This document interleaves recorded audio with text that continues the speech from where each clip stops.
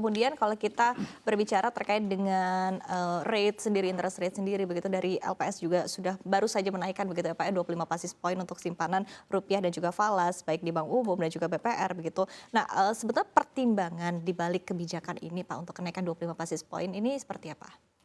Oh, kalau LPS sebetulnya kebijakannya tergantung sekali terhadap perkembangan suku bunga di pasar. Jadi saya nggak bisa naikin sembarangan bunga atau menurunkan sembarangan kalau bunga di pasarnya tidak bergerak naik atau turun. Itu tentunya menggambarkan keadaan likuiditas di pasar sendiri. Jadi ketika agak ketat sedikit di mana pergerakan bunga di pasar mulai naik, kita naikkan 25 basis seperti kemarin, tapi tetap mempertimbangkan apakah level itu masih cukup mendukung pertumbuhan ekonomi. Kita pertimbangkan masih cukup, jadi ekonomi masih bisa tumbuh. Kan sepanjang siklus kenaikan kita hanya menaikkan 50 basis, sementara Bank Sentral menaikkan berapa 2,75 basis ya. Jadi kita agak terlambat, tapi nggak apa-apa. Ini kan untuk mendorong pertumbuhan ekonomi dan masih inline dengan kebijakan overall Bank Sentral yang menjaga likuiditas di sistem perbankan.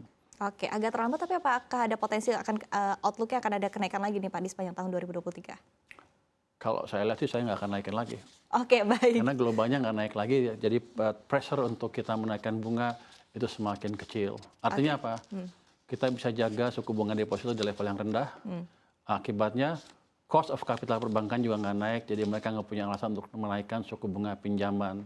Artinya dunia usaha masih bisa menikmati suku bunga pinjaman yang relatif rendah.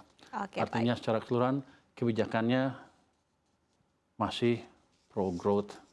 Saya nggak bisa ngomong kebijakan Bank Sentral, hanya kita aja yang di LPS seperti itu. Oke, baik. Masih akan terus tadi ya mendorong pro growth pertumbuhan ekonomi Indonesia ke depannya begitu ya Pak ya, karena masih berharap juga begitu bahwa suku bunga rendah ini masih agak sedikit lebih lama ya Pak ya, agar bisa mendorong pertumbuhan ekonomi ke depannya.